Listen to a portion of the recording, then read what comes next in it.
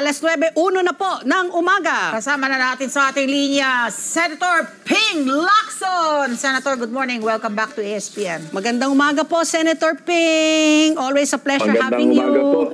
Magandang umaga, Patpi and Ali. Magandang umagang muli. Maraming paghamon na hinaharap ang bansa pero magandang umaga pa rin. Kahit maraming hamon na kinakaharap, natutuwa po kami na kayo ay nagbalik sa Senado. Kayo, si Senator Tito Sen, kasama nyo yung veteran block na alam po natin talagang magtatrabaho po sa kapakanan ng ating bayan. Unahin na po natin itong front and center sa mga issues po natin na itong flood control project na pondo na binigay po sa DPWH these past years. Ngayong taon pala na to, 254.29 billion ang inilaan ngayong taon na to. Halos 1/3 ng 1.007 trillion na budget po ng DPWH. At yan pong pondo na yan ng DPWH for flood control projects, talagang lumobo na yan. Just for comparison, ng 2015, 42.2 billion. 2024, 244.5 billion at ngayong taon nga 254.29 billion. Senator Ping! So, sa tagal ko pong broadcaster, taon-taon na lamang at kung tayo po'y binabaha na uungkat po itong issue na to, ano po ba, saan po ba where are we going wrong? Dito sa ganito kalaking perang inilalaan, pero hanggang ngayon yung ating mga kababayan na leptospirosis pa rin dahil kailangan pong lumangoy sa baha, no? Actually, iba yung figures na nakag namin from the GAA, yung GAA ng 2023, 2024, 2025. Hindi lang 224 billion. Yung 2025, 346 billion, 620 million pesos. 2024, 349 billion, 332 million, 963. Yan, ang pinanggalingan ng aming figures, mismong General Appropriations Act. Mismong GAA. Hindi ko alam yung nire-refer ni Secretary Bonoan. Baka yun yung kanilang either na-spend so far or baka dahil nabito, maski nabito kasi GAA na nga itong aming batayan eh. Baka ito yung kanilang nagagasto so far or ito lang yung nare-release. Kasi remember, maraming FLR for later release or ang tawag nila ngayon is PISARO for issuance of SARO. So baka yun nire-refer niya, kaya magkaiba yung figures namin, yun yung pinayagan lamang ng DBM o ng Pangulo na ma-release. Pero talagang susundan natin yung mga figures sa GAA, yan ang mga amounts na naka-indicate doon. Sa GAA. So, yung ang laging nababanggit po kasi korupsyon, na ito pong flood control projects na to, talagang ito po ang gatasan. Especially kanina nga, binabanggit namin ni Pat P, 2025 being an election year, no? Na talagang maintindihan po natin na marahil yan po ang dahilan kung bakit po nagsingit po ang Bicameral Conference Committee ng mga flood control projects mostly, no? Na pondo dito sa Bicameral Conference Committee po natin ng mga meeting? Ang sa policy aspect, sa aspeto ng polisiya, siguro dapat magkaroon ng review yung planning, preparation at saka implementation. Kasi hindi integrated eh. Minsan kasi nga dahil sa dami ng insertions, napapabayaan na o hindi na napapansin kung ano ba yung holistic approach sa pagtugon sa pagbaha. So yung ulan, laging baha yung ating nararanasan. Kasi minsan, sa isang lugar, halimbawa, nag-dredging, pero ang Karatig Bayan naman, wala naman pondo. So pagbaha sa Karatig Bayan, hindi naman pwede hindi maapawan yung katabi kasi magkaruktong lang naman. So dapat siguro i-integrate na yung flood control management o yung flood control program ng ating pamahalaan. At least on a regional level, kung Metro Manila, di gawin nating naka-integrate Oo. By the way, yung budget na binabanggit natin, hindi pa kasama yung budget ng MMDA kasi yes. Iba pa. hindi ito excluded pa yung budget, bukod pa yung budget ng MMDA sa flood control program nila kesa sa DPWH. Yeah, oo. Billion din yun. Oo. So, Senator Ping, no, sabi nyo nga, I agree, no, dapat siguro may master flood control plan, master plan para sa drainage system, sewerage system, para talaga po, cohesive, hindi po yung, isa lang gumagana, yung katabi, hindi gumagana. Pero mas na-bother po ako yung sa bago nyo pong expose, na baka 1 trillion po ang nawala dahil po dito sa mga flood control projects simula pa noong 2011. Kasi parang base po sa inyong computation, 2 trillion pesos na po ang dapat natin pong nagastos, no, mula 2011 hanggang 2025. So that is 14 years after. And yet, we see pa rin the baha rising and rising, pataas ng pataas po. Paano yung accountability? Kasi parang ngayon, no, ang kaya lang gawin ng presidente, sabi nga niya, dapat mas transparent, ila-live stream, tapos kailangan dumaan sa kanya siyang masusi. Pero yung mga nanagot dati dito, kaya umabot po tayo sa ganitong hantungan, paano po yung accountability? Meron ho ba talaga tayong may mga ulo ba na heads will roll? May mga kukulong ba? Dahil po sa pinsala na dinala nila ng kanilang korupsyon, ng kanilang mga sobrang mga swapang na mga kamay. Wala nang liliwanag pa doon sa mensahe ng Pangulo sa SONA eh. Sabi niya dapat may managot. Dahil siya mismo namasyal, nag-ikot, at nakita niya mismo sa sarili niyang mata na mayroong mga proyektong guni-guni, ibig sabihin ghost. May mga proyekto na palpak, ibig sabihin misused yung budget, hindi ugma. So, yun, napakagandang marching order yon, lalo na ang audience niya mismo, mga miyembro ng Kongreso, both houses. So, napakagandang mensahe nun. At gawin na at dinugtungan niya na yung pagtalakay sa ating national budget, gawing transparent, na sa ganon, maiwasan yung, kasi siguro napagod sa kabibito doon sa 2025 GAA. Yeah. Napakarami, parang 228 items ba yung nabito niya. At kung gano'ng karami ang mabibito, masasayang yung pondo kasi pag vetoed items, ibig sabihin, hindi pwedeng gastusin yung halagang inilaan nila doon sa National Expenditure Program. At sinabi niya nga, hindi ko na makilala yung President's Budget o yung National Expenditure Program dito sa enrolled bill na dumating sa Malacanang. So ito na yung parang dito na siya napuno na kung saan, teka muna, sobra na yata. Siguro kaya niya naisipang ipasok doon sa kanya SONA na incidentally, yun ang most uploaded. May standing ovation pa nga na yung mensahe niya na mahiya naman kayo.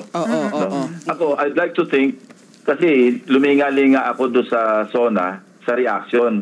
Talaga merong mga tumayo. So I'd like to think na may mga miyembro pa rin ng Kongreso na ang mga kamay nila have remained unsolved by grease money na nanggaling sa mga flood control projects.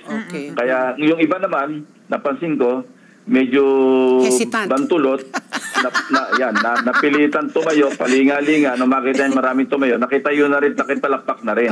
Nakisama. So, makita naman sa reaction. So, napakaganda yung mensahe ng Pangulo. At ang isa ko lang po na doon, inaatasan niya yung Department of Public Works and Highways na magsumiti sa kanya within the year ng kumpletong accounting. Mas maganda kung meron itong kasamang tagalabas ng DPWH. May diba? auditing Meron tayong, parang mag-create na lang na isang committee kasi sabi nila pag nag-create ng committee o kaya task force, wala mararating. Hanggang doon lang. Pero mas mainam na yung comprehensive o ika nga yung effort para matukoy itong mga palpak na proyekto. Hindi lamang Climate Change Commission, kundi pati yung NGOs at saka CSOs pwedeng sumali. Total, nag-imbita naman siya sa mga kababayan natin, di ba sabi niya? Sana yung ating mga kababayan, ituro ninyo, tumulong na kayo. At i-point out ninyo kung ano yung nasaksiyan nyo na mga maling pag-implementa ng proyekto. Comprehensive at independent kasi di malayong mangyari na merong kasabwat sa loob kagawaran yung mga DPWH, corrupt. So anyway, having said meron talaga. Having said that, hindi malayo mangyari. Sigurado nating merong kasabwat kasi it takes two to tango ang mag-iimplementa. Although yung iba siguro napipilitan kasi may pressure galing sa mambabatas na nag-insert ng pondo para sa isang flood control project. Katunayan, dapat na mabago rin. And I hope yung DPWH Secretary will stand up on this. Kasi ang karamihan yung district engineers, ang nag-designate yan, ang namimili, mga congressmen Yes, sa DPWH. Para kutsabaan nila Walang parang sa pressure naman na pinapataw nila doon sa DPWH Secretary. Wala rin magawa Yeah. Ang problema kasi, wala magawa. Bakit? Kasi may mga involved din sa DPWH, so kailan pakisamahan. Kung hindi, ibubulgar sila, papatawag sila. Yeah. Kaya ako, yung panahon ni ni Secretary Dave Singson, noon pinakamainam yung nangyayari sa DPWH kasi minsan yung mga mambabatas, siguro may napabibigyan din, pero hindi makaporma yung mga mambabatas sa kanya noon. Natatanda ko kasi nasa Senate ako noon At siya, at any given time, yung maliit niyang iPad na hawak-hawak, pwede niya makita, naka-map-based yung kanyang may app siya Kaya pag tinatanong namin siya, pag nagtatanong ako sa committee hearing, agad-agad nasasagot niya Any specific project on the ground, sasabihin niya kung anong status. So, sana mabalik yung panahon na yon na kung saan, medyo, of course, aminado naman siya, hindi niya na zero level yung corruption sa ahensya, pero napakalimitado. Tayo mga Pilipino, Ali sa Kapatpi, bumabaw na yung kaligayahan natin Parang ma-moderate lang yung greed ng mga matatakaw. Happy na tayo Dapat talaga wala. So anyway, Senator, having said that, ito ngayon ang banner story po ng Inquirer, ang sabi po ni Secretary Bonoan, inamin naman po niya na kulang. Kung hindi wala, kulang talaga yung monitoring nila. Wala daw paraan para mabantayan po nila itong mga pinatutupad na mga infrastruktura, particular po itong flood control projects po na ito. So paano po yun? Hiningan siya ng listahan, pinapa-audit sa kanya kung ano yung bigo, ano yung hindi natapos, ano yung ghost. When there's actually, kung hindi lacking, totally walang way to monitor po itong mga flood control projects na ito. Kami mismo nahihirapan kasi bago pa mag-SONA, pagka-proklama pa lang sa akin noon, sigurado ako'y senador na uling babalik. Nagsimula na kaming mag-review Ang sabi ko sa mga staff ko, balikan natin hindi lamang 2025, bumalik tayo hanggang 2023. Actually, yung flood control projects na ginasutan niya, nagugulan niya ng 1.907 trillion, almost 2 trillion.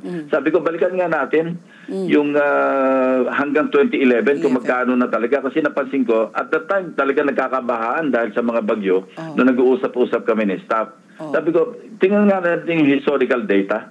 Bakit yung rise ng flood waters parang directly proportional doon sa increase ng budget.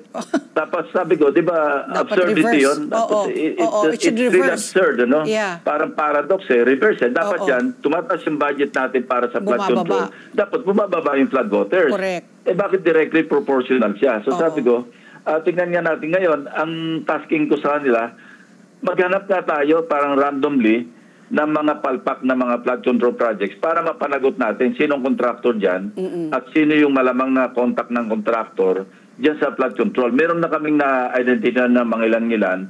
Sa unang pag-aaral nga namin, parang kung ilan yung major flood control projects, daan And ang lahat, parang kabuuan, nasa mga, ang bilang nga ni Secretary Bonoan, di ba, sabi niya, natapos na sila doon sa mga around 10,000, 9,856 projects na raw yung natapos. Pero meron pa silang backlog na around 5,000 na hindi natatapos. So, gusto natin makita anong itsura ng 9,856 na projects na sinabi niyang completed. Pero madali sabihin kompleto, pero anong pagkagawa? Kasi marami tayong naririnig sa ground na lalo yung dredging. Ang dredging talagang dyan, grabe yung corruption dyan kasi halos hindi naman nagde-dredge kasi yan ang pinakamadaling lusutan dahil isang bagyo lang, tilted na naman yung ilog o yung lake. Kaya mahirap i-audit yan eh. Noong panahon ni President Pinoy, tatandaan ko, ikwento niya sa akin in one of our meetings, sabi niya, hindi na sila lulusot kasi merong na-invento ang DOST na kung saan madidetermine na kung bago yung tumabon na putik o dati na. Kaya kung yung proyekto ng dredging na halimbawa sinabi niya, na dredge niya, at pag na-detect daw ng DOST, na dati ng putik yung nandoon, hindi bago, after ng bagyo, papapanagutin. Pero hindi ko na nasundan kung talagang merong ganong invention o ganong klaseng research na ginawa ang DOST at that time. Senator Ping, kayo nga, kayo po talaga yung watchguard, talaga binabantayan niyo yung budget. The Sentinel! The Sentinel. Ang tanong ko po, the past few days, yung pangalan po ni Senator Cheese Escudero, ay talagang nagfo-float na talagang siya daw ang gumalaw dito po sa budget, 150 billion po yung mga insertion, ganyan-ganyan, na hindi appropriated. Tapos meron siya ngayon na pinupush na dapat yung mga kongresista, mga senador, mga dapat wala silang kamag-anak up to the 4th degree of consanguinity and affinity ay hindi dapat mga kontratista. Please explain, Senator Ping, kung ano ba talaga if ever po yung mga nangyayari po dyan sa BICAM na may kapangyarihan po ang Senate President na mangyalam. Kayo ba isang ayon sa sinabi ni Senator Cheese na dapat hindi na ba dapat kami makialam ang are we not allowed to introduce amendments to the budget based on consultations and input? Rubber stamp na lang ba kami? Wala ba kaming dyan, pakialam na dyan? Ano po ang inyong saloobin? Ang mensahe naman ng Pangulo, hindi naman sinabing in toto, i-approve niyo yung National Expenditure Program. Ang sinabi niya lang, pagka hindi naka-align do sa aming pinadalang budget sa inyo, actually, parang sa Monday yata, itatransmit na yung National Expenditure Program sa House. Kasi yung nasa Constitution, ipapadala ng Pangulo within 30 days after SONA sa House. Pero usually, binibigyan na rin kami ng kopya kasi kung hihintayin pa namin matapos yung House, bago kami magtalakay sa komite, medyo kulang yung oras. So, sinasimultaneous na namin yung committee hearing sa House. Ang basihan lang muna namin yung net. Saka na lang namin tinatalakay. Pag pinadala sa amin ng House yung kanilang version. Now, yung sinasabi ni Senate President Cheese, tama yon kasi ang power of the purse talaga nasa Kongreso. At hindi naman maiwasan na mayroong mga in the exercise of our oversight at saka yung mandato namin na kami yung, kasi 4 na phases, di ba? Preparation phase. Ito yung budget call, yung mga local development councils, tapos authorization phase, ito na yung legislation. Kasi Congress talaga yung merong exclusive authority, legislate. Kami nagpapasa ng batas Tapos yung third phase, ito yung balik sa executive branch, implementation. Okay. Dahil ipapasa na yung budget, i-implement na nila. At yung pang-apat, pinaka-importante, accountability. Okay. Dito na ipapasok yung COA, dito papasok yung oversight namin. Titingnan namin kung naipatupad ng maayos yung programa. Ang problema nga, yung General Professions Act. Ang problema nga, katakot-takot ang insertion, wala man lang itong pakipag-ugnayan o pagkukonsulta sa mga ahensya na mag-implement. Di ba yan sinabi ni Secretary Bonoan? Yes. Yeah. Kasi paano namin implement, hindi namin alam. Correct. So, tuwing magdidebate kami sa floor at naandyan yung mga ahensya, particularly yung DPWH. Actually, noong after na ng election, kamiting namin si Senator Mark Villar, dating DPWH Secretary. Akala ko nga masama ang loob niya sa akin kasi laging pagka nag-plenary debates kami, talagang naka-ukol yung aking pansin doon sa DPWH. Ang dami kong pinupuna. Sabi niya, alam mo, Senator Ping, nagpapasalamat pa nga kami mga department secretaries na pag kinu-question nyo yung mga insertions. Kasi helpless kami. Pag in-insert ng congressman, in-insert ng Congress, halos wala rin kami magawa kasi batas yun Batas ang problema namin, hindi namin ma-implement kasi wala naman kaming kinalaman sa pagpaplano, sa pag-prepare ng mga programs of work. Ang masama dito, Ali, Patpi, minsan, kasi nawala na, unconstitutional na yung pork barrel, okay? Wala na yung post-enactment na implementation. Na kung saan, nakalutang yung 200 million, pagkapasado yung GAA, saka pala mag-identify yung senador at saka congressman na mga proyekto. Yun ang sinabi ng Korte Suprema na Bawal. unconstitutional. Yes, oo. So pinaikutan naman ngayon ng mga mambabatas na hindi, na pre-enactment kami nagdi-deliberate. Ang problema, National Expenditure Program pa lamang, nagpapasok na sila doon Pero hindi rin alam ng ahensya kung ano yon, pinapakiusap nila. Ang masama, either contractor-driven or supplier-driven, yung pinapasok nila mga items do sa budget, mga proyekto. Yun ang masama kasi hindi ito naka-align do sa policy direction sa development ahensya. program ng national government. Kasi nga, individualistic masyado yung kung ano yung gusto ni congressman base do sa kanyang kaibigan o kanyang kamag-anak o siya mismo yung contractor.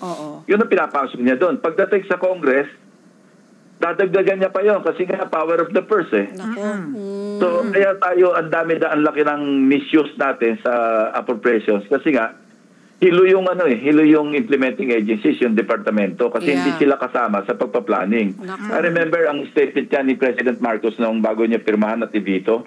Sabi niya, hindi ko na makilala yung National Expenditure Program na iba na ang hilatsa. So, tinanong niya yung mga cabinet secretaries, hindi po namin alam yan, siningit nila yan. Kaya ang dami nilang niyang nabito. Mangled beyond recognition yung ating 2025 GAA. Alam mo, naging blessing in disguise na ganong katalamak ang kasalanan ng 2025 GAA. Kaya nga naisama ni Presidente Marcos sa kanyang SONA, yung mensahe na mahiya naman kayo. At ibabalik ko sa inyo yung budget measure na i-enroll niyo papunta sa akin, hindi bali na mag-reenactment o reenacted budget. Yun ang masama. Kung wala kaming time, kasi ang kahilingan ko lang dito, sana magkaroon kami ng ample time na i-review. Pag binito niya, kasi pwedeng ibito ng Presidente yung budget measure. Dalawa lang yan tax measure at saka yung revenue measure, saka yung expenditure natin program. Yan lang ang pwede mag-line item veto ang Presidente. Pero kung napakarami niya ibibito, ang sinabi niya, ibabalik ko na lang sa inyo, ibibito ko na lahat. Yung buong enroll bill. Pag nangyari yun at wala kaming time, abutin kami ng December 31, reenacted budget tayo. Masama yun kasi yung lahat ng pondo, nandyan pa rin, enacted, 6.7 plus 6.3 whatever, trillion. Yung buong yun, budget na yun, kung magkano na-approve, yun na yung reenacted, wala namang items. Lahat yun, lump sum. Mas masama yun.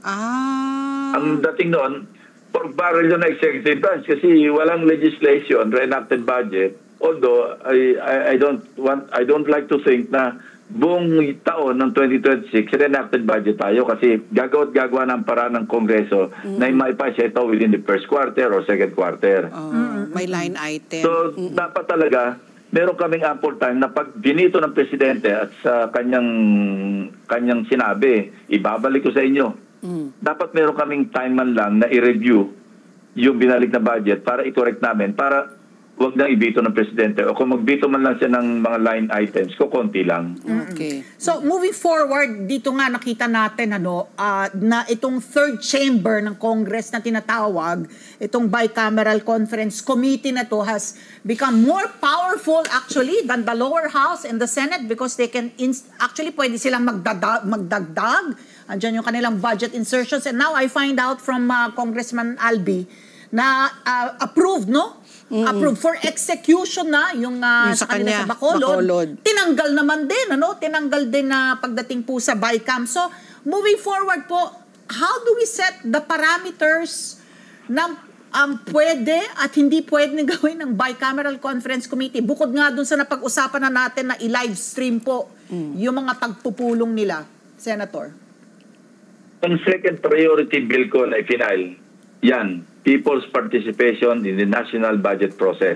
Nabasa nito, nagkaroon na first reading kahapon o nung Monday at ito'y na-refer sa Committee on Finance. Secondary committee yung Committee on Electoral Reforms and People's Participation. Incidentally, ako po yung chairman na na-designate sa Electoral Reforms and People's Participation. So secondary committee sa akin, mag-uusap kami ni Senator Sherwin Gatchalian, siya yung chairman ng Committee on Finance, kung paano namin matalakay agad-agad sa committee yung para maging open, maging transparent yung bicameral conference, bicameral meetings ng budget bill, no? Ang nakalagay sa aking bill, buksan natin sa media, buksan natin sa publiko, may accredited tayo mga NGOs at saka CSOs na hindi naman magpa-participate kundi mag-observe. At lagyan natin ng minutes o kaya transcript yung deliberasyon. Tama kasi sa budget, wala itong minutes. Bulungan BICAM yan eh.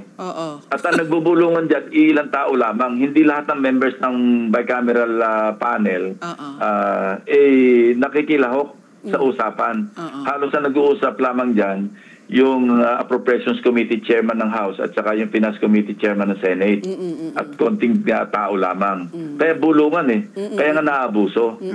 So mas mainam, kung may papasok itong batas, meron ding mga nag-file ng resolution, nakipirma rin ako, joint resolution ng, kasi meron sa House, meron din sa Senate, na gawin transparent, ganun din. Pero sabi ko, para ma-institutionalize, gawin natin batas. Kasi kung resolution lamang, madaling ibaliwala yan eh. Another resolution, baliwala na yan eh. Samantala po, isa sa batas natin, institutionalize na yan hanggang sa beyond the term of the current president and beyond the 28th Congress, nandiyan yan as batas. So ang masama pa, parang gawin pa nating worse pa, no? Hindi lang sa BICAM. Ang nangyayari sa budget, wala na rin halos minutes o transcript yung tinatawag na committee amendments at saka individual amendments. Unlike other measures, nasa floor kami, tatayo yung isa, meron siyang ipopropose na amendment at ito'y, kung hindi object ka ng sponsor, sabihin na I-accept, okay yun, pero naka-record. Yun lang, deterrent na yun kung naka-record lahat kasi matutukoy natin kung sino yung yung proponent ng amendment o insertion o realignment. Kasi yan yung ang other term, ang parang euphemistic term ng insertion o realignment is amendment. So, then part ng legislation yung period of amendments eh. So kung gagawin natin transparent, maski sa bicameral conference o bicameral meetings, merong minutes, meron transcript at naka-open, naka-record sino yung nag-insert, sino yung nag-align. At pwedeng hindi payagan kasi kung wala naman sa House version, wala rin sa Senate version, ba't ka magpapasok ng panibagong amendment? And nag-uusapan na sa BICAM is to reconcile the disagreeing provisions ng House version at saka ng Senate version. So pwede, kung ako yung nando sa bicameral conference, kung member ako ng panel, kukwestiyonin ko yun. Teka muna, wala naman sa matrix yan eh. Yung pinapasok mong amendment. Ba't ka mag-amend? Hindi ka, BICAM lang ito. Ang amendments dapat nangyayari sa House at saka sa floor pa, sa plenaryo. So ito yung deterrent kung hindi man, Hindi, Senator Ping, ito ngayon, kayo po, lilima lang po kayo sa minority. Kayo ho ba may chance na mag-chair itong mga sensitive po na mga committee, no? Or co-chair? Like at least sa Congress, di ba? Very, very powerful po yung chairman po ng appropriations. Dito po sa Senado, Finance, I would imagine. Because you belong now to the minority bloc, is there a chance for you to scrutinize? Talaga, may ample time para bubusiin, tapos pwede ho ba kayo masama sa bicameral, BICAM committee para talagang mababantayan? Bibigyan naman ng allocation ang minority group ng numero ng BICAM members. In this case, kung 5 kami, isa o 2, ma-designate as members. Sinabihan ako ni Tito Sen kasi siya yung minority leader namin sa isang, yung minority caucus namin na ako yung ipapadala niya doon sa bicameral conference bilang ako yung representative ng minority group. Anyway, yung aming Committee on Finance, kasi 24 lang kami, ang members doon, 20. May mga ex officio tayo, Senate President, Pro Tem, majority, minority leader, 4 yun. So lahat kami, nandun kami, miyembro kami, practically. So, pwede kaming hindi lamang makilahok, kasi maski hindi ka naman member, pwede ka naman mag-interpellate sa floor eh. Pwede ka mag-amend sa floor. Pero kung membro ka, magmamatter ka kasi nakakaboto ka. Kung hindi ka member, wala kang pakialam sa boto, pwede ka magtanong lang. So, sa plenaryo naman, lahat kami boboto dyan sa mga amendments kung gano'n ang susundin na patakaran. Ang masama nga nangyayari, hindi lamang sa BICAM yung walang transcript. Yun nga, yung nabanggit ko kanina eh. Sa floor pa lang, bulungan na yung amendments eh. Yun ba yung, Hindi yung recorded tinatawag na smaller committee hearings, no? Parang may ganun no? May nomenclature. They break, nagbe-break away na may mga smaller Sa House, committee, ganun, di no? ba? Sa House, oo. Parang formality na lang yung sa plenaryo. Oo. Parang small group na committee on amendments. Oo, committee na on sila lang yung amendments. nag-amend na yun ang masama. Walang transparency ang deliberasyon ng budget. Kaya mainam na rin yung mensahe ng Pangulo. Ako mismo personally, I think ako yung All right, team, we're transitioning to FLAC. pinakamahabang palakpak nun eh. Oo. Senator Ping, forgive me off topic tayo, pero dito po sa linabas na decision po ng Korte Suprema, ano po ba ang paninindigan ninyo? Kayo po ba ang paninindigan nyo? Respetuhin natin at tumalima tayo na it's declared unconstitutional. Huwag na ituloy itong impeachment trial po ni VP Sara. Maghintay na lang hanggang February 6, 2026 kung gusto nyo pang maghain ng panibagong impeachment complaint. O you reserve your answer pending po yung kung maghahain pa ng motion for reconsideration? Inalakay namin sa caucus yan All Senators Caucus. Ako ang naging position ko doon at nag-agree kami ni Senate President dito. Sabi ko, we may disagree all we want do sa decision ng Korte Suprema. Of course, hindi talaga perfecto yun Ako mismo, may nakita akong pagkakamali na kung saan parang effectively na-amendahan nila yung Constitution. But sabi ko, Supreme Court yan wala naman tayo ibang maasahan na mag-interpret at walang pinakamainam na mag-interpret ng batas kundi Korte Suprema. So sa akin, ang position ko is let us respect, much less disobey yung order ng Supreme Court. Tumalima tayo kasi Korte Suprema yan whether we like it or not. May mga views na doon sa caucus na kung saan gusto nila ituloy pa rin yung trial. Sabi ko, kapag hindi natin nirespeto ang desisyon ng Korte Suprema, ang biggest casualty rito yung rule of law. Magkakaroon tayo ng crisis kasi kada lang ba mayroong ruling ng Supreme Court na ayaw natin, hindi natin susundin. Medyo chaotic yung magiging situation natin sa bansa. Anyway, sinabi naman ng House na magpapile sila ng motion for reconsideration. Dahil immediately executory yung order ng Korte Suprema at sinabing walang jurisdiction ng Senado, ano yung itatry namin? Sinabi na nga wala kami jurisdiction. Now, kung alimbawang sabi natin, quote-unquote, na enlighten yung mga maestrado at sa MR na-realize nila merong mali at na-reverse nila yung kanilang ruling, di saka tayo mag-convene as an impeachment court at itry natin kasi may kautusan na hindi na ito, meron na tayong jurisdiction. Taliwas doon sa nauna nilang ruling. Yun na aking position. Respeto natin, tumigil tayo, huwag tayo mag-conduct ng trial kasi nga sinabing wala tayong jurisdiction. Dapat respetuhin natin. Otherwise, mawawala tayo sa rule of law. Ayun. Okay. Sige. Budget Sentinel, maraming salamat po sa pagkakataon na makausap ka Good ngayon. luck po. Good luck sa kami sa iyo. Sinira ko na naman yung araw natin.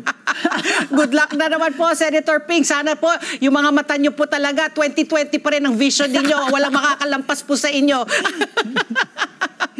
Thank you. Thank you very much. Mabuhay po kayo. Senator Panfilo Lacson po ating nakausap. At ang oras, alas 9:35 na po ng umaga. Pasin